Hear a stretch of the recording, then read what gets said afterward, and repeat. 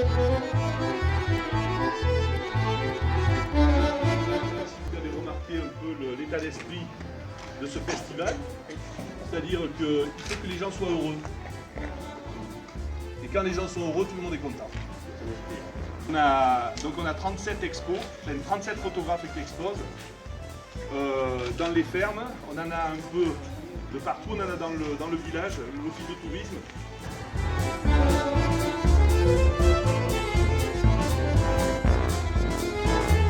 Donc tout le monde ressent l'Aubrac, il peut à sa façon, mais ce pays il appartient à beaucoup plus de monde. Vous êtes en train de donner notre image de ce qu'on peut faire ici.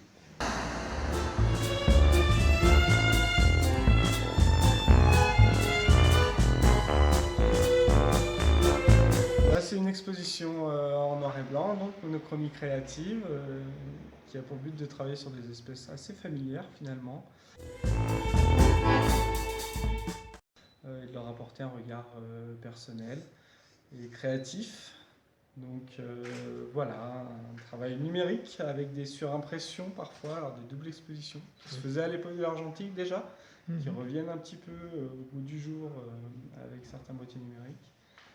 Et je m'amuse comme ça à me balader autour de chez moi et essayer de chercher des choses un peu différentes.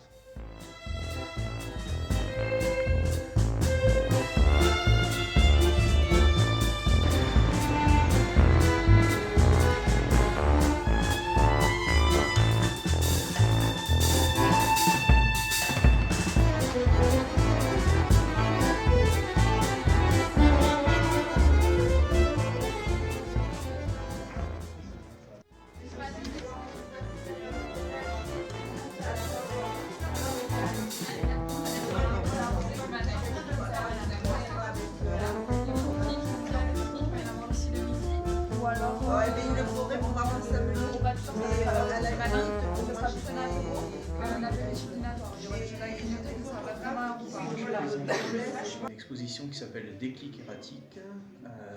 Ce sont des tirages sur papier aquarelle, papier torchon, avec des encres pigmentaires.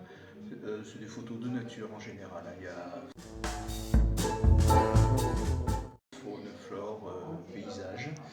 Voilà. Et, avec, comment on pourrait définir ça? Avec des profondeurs de champ assez courtes en général. J'aime bien travailler les fonds. Et puis voilà quoi.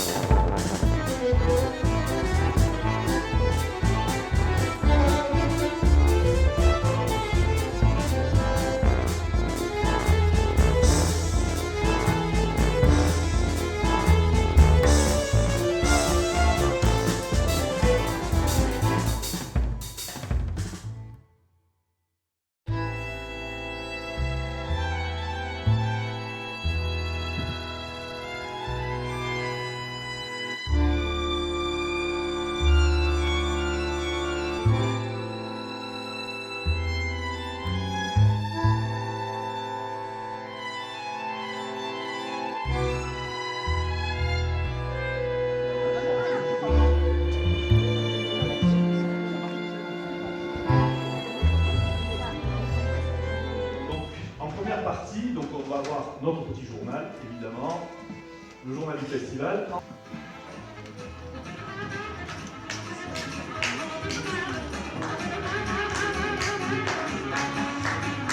Alors on est Photobrac cette année.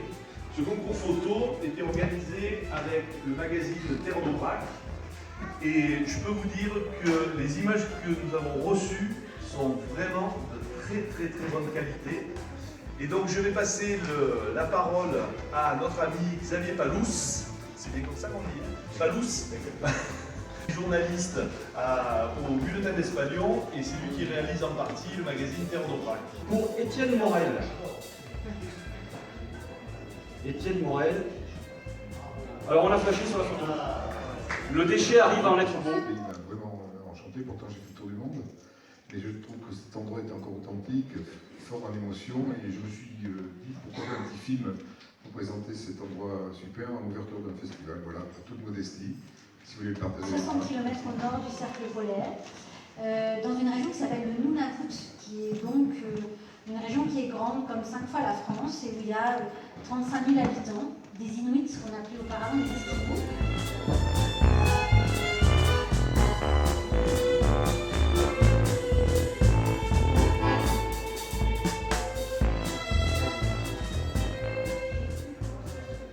Une maxime du grand cinéaste iranien Kiarostami qui dit le plaisir de voir un beau paysage n'est pas suffisant, la photographie me permet de le partager avec les autres. Je voyage souvent grâce à des connaissances. D'Arles dans les Bouches-du-Rhône, voilà. Donc aujourd'hui, je présente une exposition essentiellement sur les Hautes-Alpes. Je me suis permis une petite image d'Écosse qui me tenait à cœur, donc je l'ai inclus dans mon exposition. Voilà, donc c'est essentiellement de la photo nature. Donc je vais randonner essentiellement et bivouaquer sur place pour profiter, pour pouvoir tirer le meilleur parti des lumières. Bienvenue chez les femmes en noir du Portugal. Alors les femmes en noir du Portugal, ce sont des personnes qui vont bientôt ne plus exister. Tout comme chez nous n'existent plus les Bretonnes, comme tout chez nous n'existent plus ces personnages-là. Pourquoi? Parce qu'elles ont 80 ans, 85 ans et que la nouvelle génération n'accepte plus de s'habiller en noir comme elles ont été. Il faut que je trouve obligatoirement des personnes qui vivent encore, on va dire, sans être péjoratif, au 19e siècle. Avec une partie, comme on vous l'a expliqué aussi, qui a été un petit peu malmenée, et une autre partie qui est très belle, qui est très nature. Et ce sera à vous de faire ressortir donc ce que vous voyez avec vos yeux. Je partage ma vie avec Emmanuel. Et nous sommes devenus des spécialistes. Édition au pôle Nord.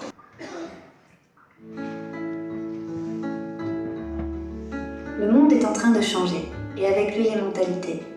Protéger l'environnement, laisser un héritage à nos enfants. Je vais vous dire pourquoi faire un documentaire sur la rosée du matin. Et ben pour ceux qui ne le savent pas, vous êtes quand même dans un lieu qui est un patrimoine culturel de Nazvinal, de la région tout entière, et il y a beaucoup de monde dans toute la France qui connaissent la rosée du matin. Pourquoi? Parce que ce lieu a été créé il y a 50 ans exactement, par un enfant du pays qui avait 23 ans à l'époque et qui a décidé de construire ce lieu pour en faire un lieu culturel.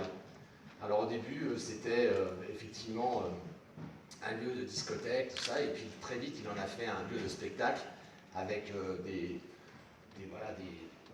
revues, des magiciens, des illusionnistes, des stripteaseuses, et même plus encore. Et il y a même de grands artistes français qui ont fait leur début ici, tels que Mike Brandt, Renaud, Julien Clerc, Véronique Sanson et j'en passe.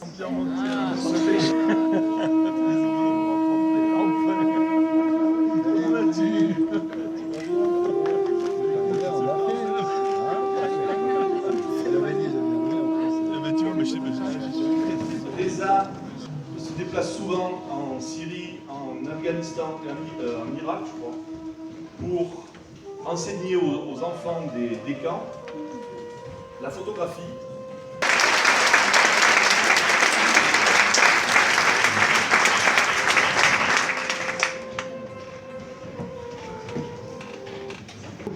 Bonsoir, et voilà l'histoire d'un homme ravi qui a fait 10 fois le tour du monde dans l'année, mais qui n'avait que l'envie de revenir de nouveau ici, dans cet endroit merveilleux et magnifique. Et, depuis l'année dernière, j'avais dit que certainement je viendrai avec Rachel et qu'elle est avec moi. Je suis encore plus ravi de le faire découvrir la beauté qui existe ici.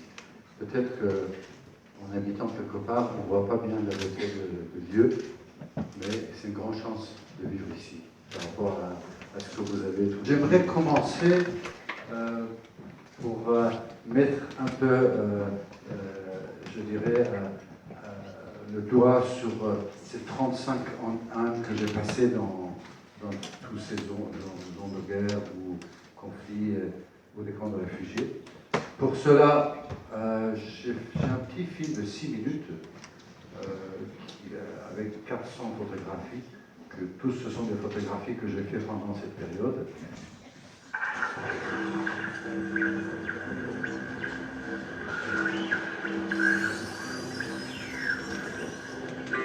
Have you ever tried to take on the strange and enriching journey that consists in transposing yourself in somebody else's mind, body and life?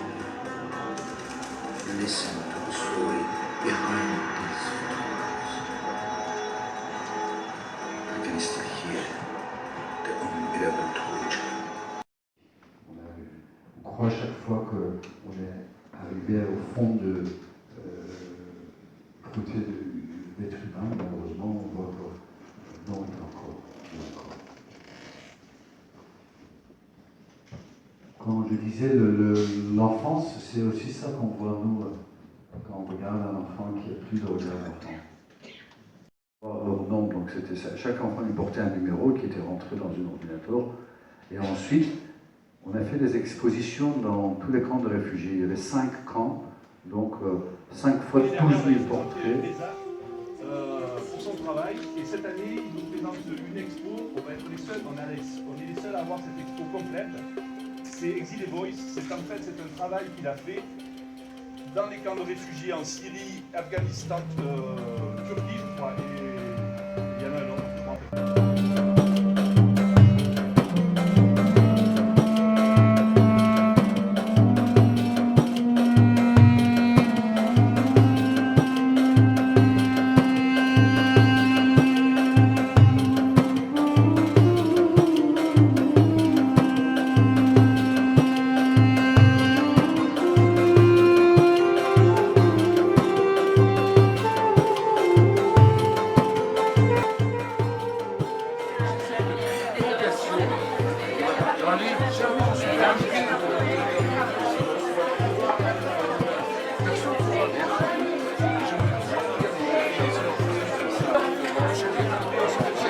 Ravi de...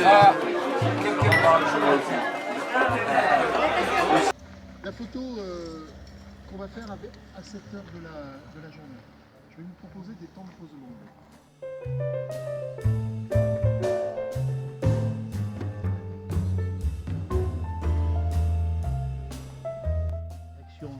De la Sentinelle. La colline de la Sentinelle, c'est cette petite colline qu'on a sur la gauche, qui est boisée, une forêt de hêtres. Le caillou va être noir, hop, le soleil, lui, va prendre sa bonne exposition. Et vous avez ensuite la température de couleur. Ça, la lumière, c'était la quantité. Et la... Quand vous enlevez les graines du gratte-cul comme ça, vous faites une excellente confiture avec ça. Ouais. Mais bon, voilà, faut pas prendre dans un pâturage un troupeau de vaches à la légère. Faut quand même.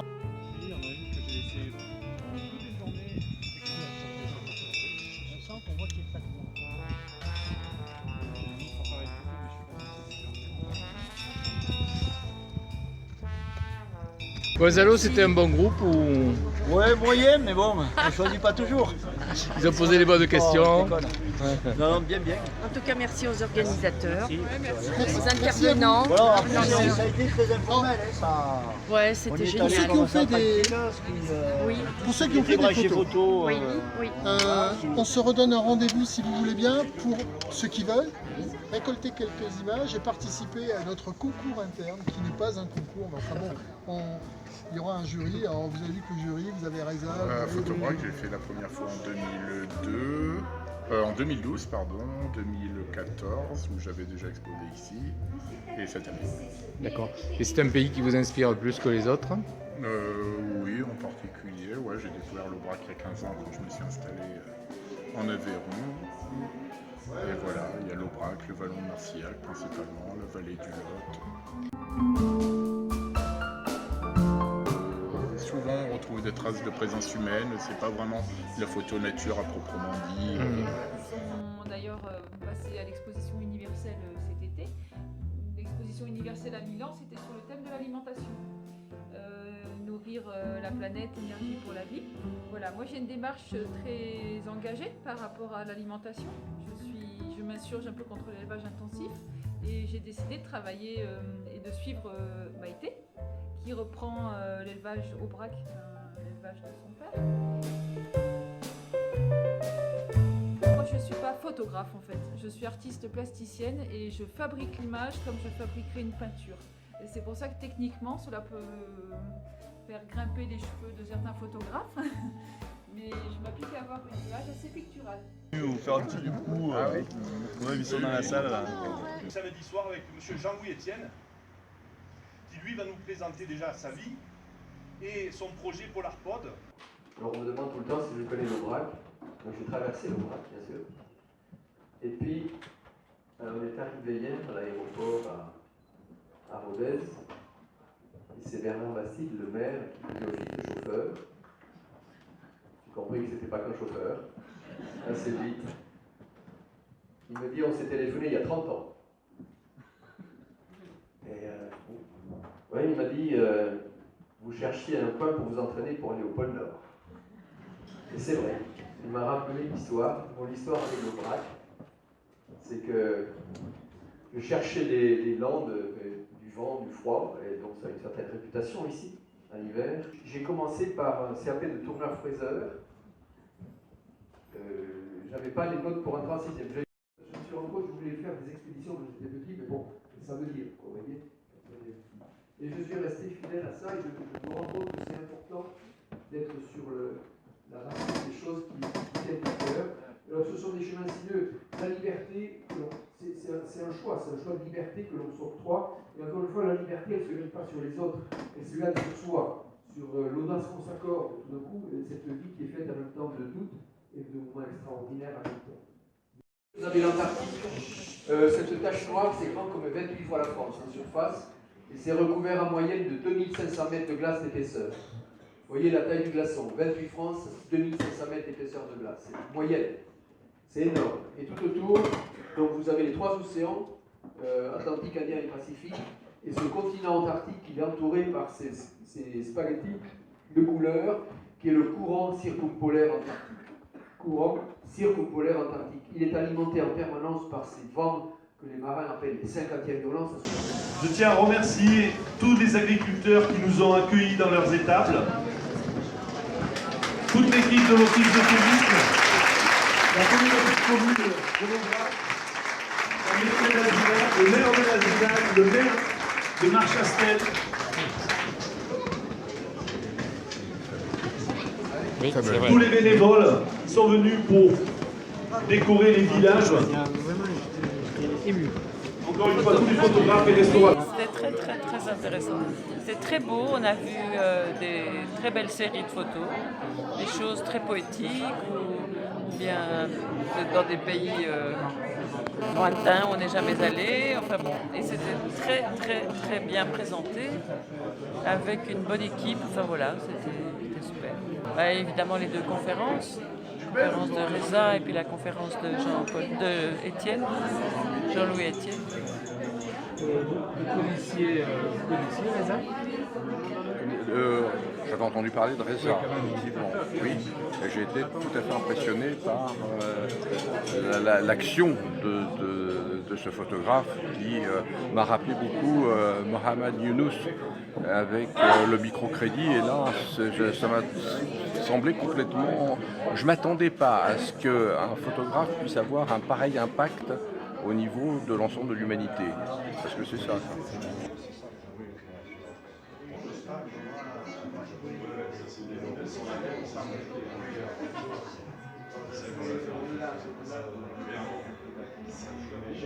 Mon travail photographique, c'était essentiellement sur la macro-photographie, car j'ai rencontré un garçon très spécialisé dans ce domaine, c'est Gilles Martin, qui est connu, qui publie beaucoup. Et puis la macrophotographie, évidemment, ça mène un peu à tout parce que c'est plutôt technique. Et c'est ce qui m'intéresse dans la photo. Je fais aussi beaucoup de paysages, je fais beaucoup de panoramiques. Peut-être d'ailleurs qu'en Aubrac, je ferai une exposition panoramique.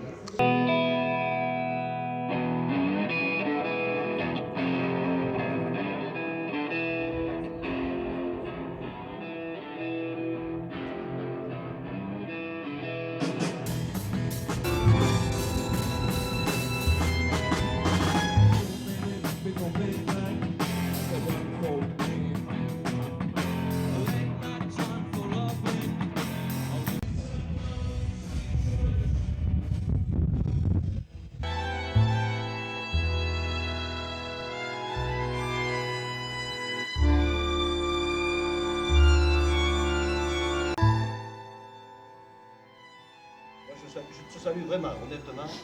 Du fond du cœur, tout ce que tu fais là, moi ça me fait bien. Parce que sur la terre, on est dans des chemins, on a besoin de raconter des trucs comme toi. Et moi, quand je vois tout ce monde-là, je suis ravi.